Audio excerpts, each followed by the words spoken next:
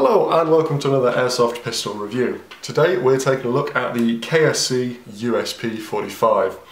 We're going to go over a quick real steel history, full weapon review, brief disassembly guide, and then we're going to put it through the chrono. Okay, the real steel USP design work started in September 1989, primarily for the US law enforcement and commercial markets. It was formally introduced in January 1993 with the base model, the USP 40, being chambered in the 40 S&W cartridge. That was followed quickly by the USP 9, which was chambered in 9mm parabellum for the Germans. They renamed that the P8 for their military and police units. Finally, in May 1995, the USP 45, chambered in 45 ACP, came out. The Mark 23 is the bigger brother of the USP, and that was initially designed in the early 1990s for the US Navy SEALs as their offensive handgun weapon system. Okay, so that's the history of the real weapon. Let's move on to the Airsoft one. This is made by KSC. It's therefore got full trademarks. It's very similar in many respects to the KWA one, but there are some aspects where it differs.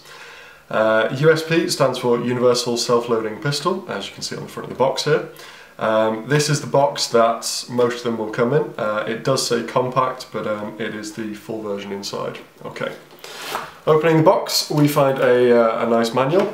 It's all in Taiwanese, I think, or Japanese, but there are several images on places, so you should be able to get a general idea of what it's going on about. The operation of the pistol is virtually identical to any other airsoft pistols you may have. You get a sample pack of KSC Perfect BBs. They're good to go right out of the box. Have a hop adjustment tool. It is virtually identical to the KWA hop unit adjustment tool. We also have what I think is a front sight adjusting tool. This model comes with fixed sights, but some other models such as the Tactical or the Match do come with adjustable sights, so that's what I think that is for. Here's the weapon. It comes in black polystyrene, so it's all nice and secure. It comes with one spare magazine. Please note I've already got one already inserted because I have two.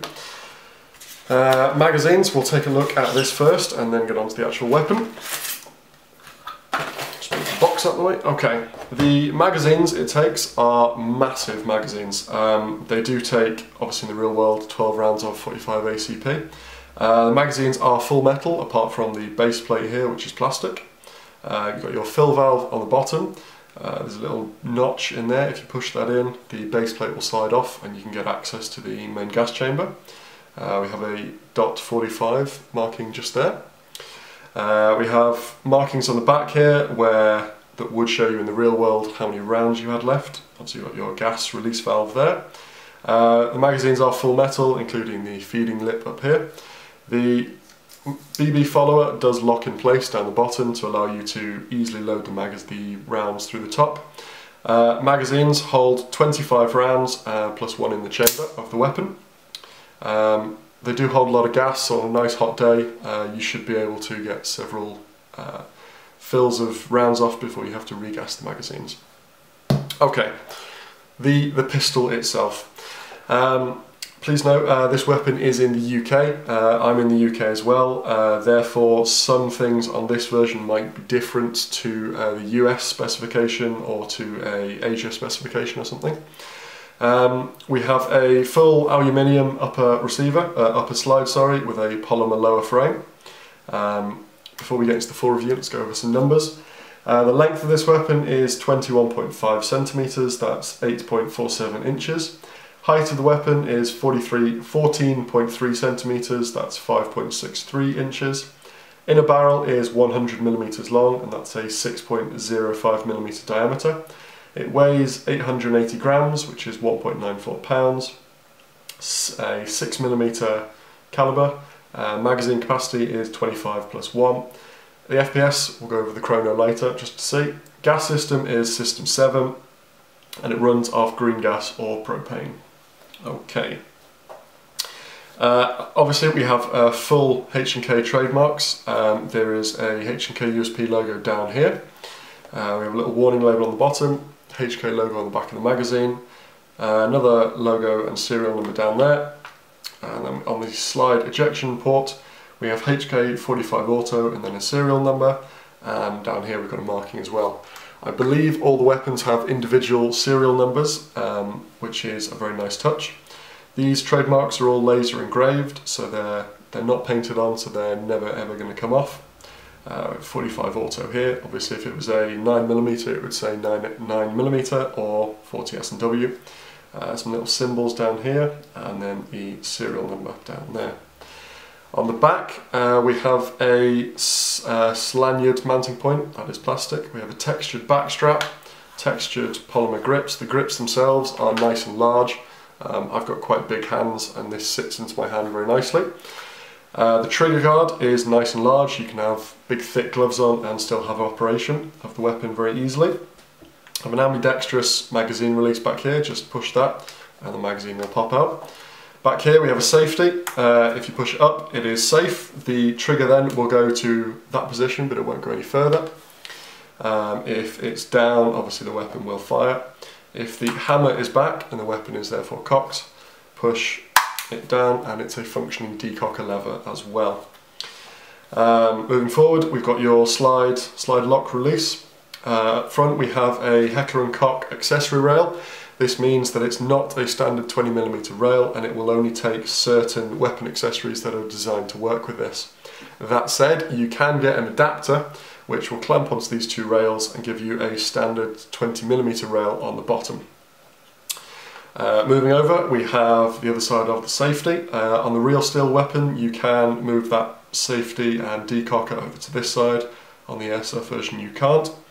The little red paint that you can see there, that is the chamber check. On the real steel weapon, what you'd do, to see if there was a round in the chamber, you'd push the slide back a fraction, and if there's a round in the chamber, it will cover the red paint or something along those lines. I can't remember exactly how it works, but that's what that's for.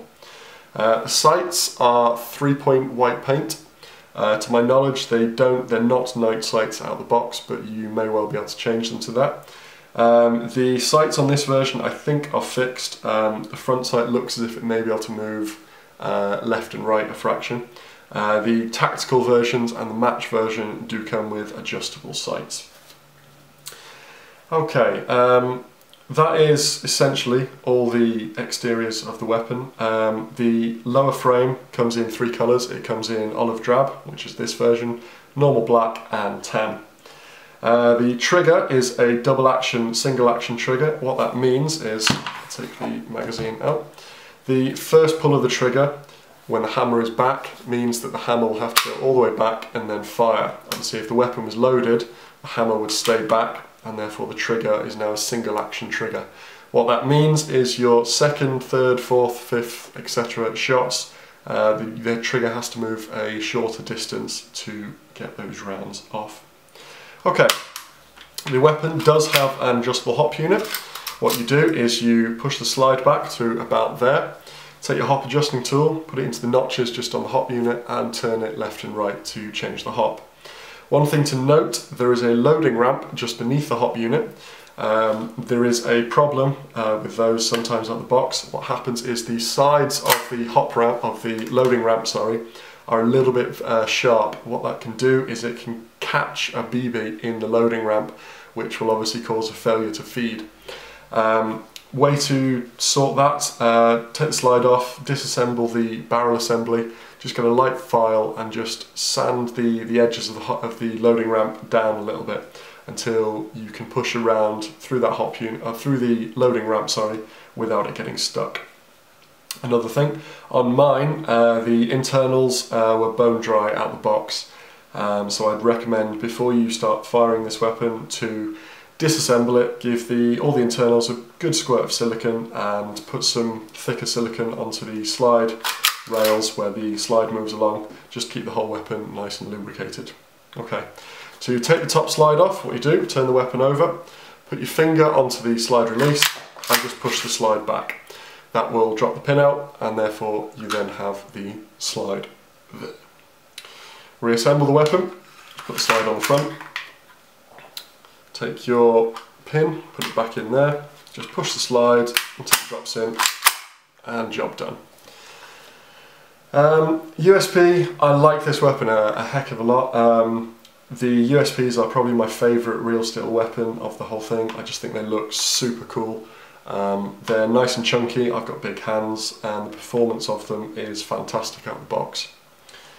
Other than that, it's fantastic. We have a metal outer barrel, we have a steel guide rod there as well.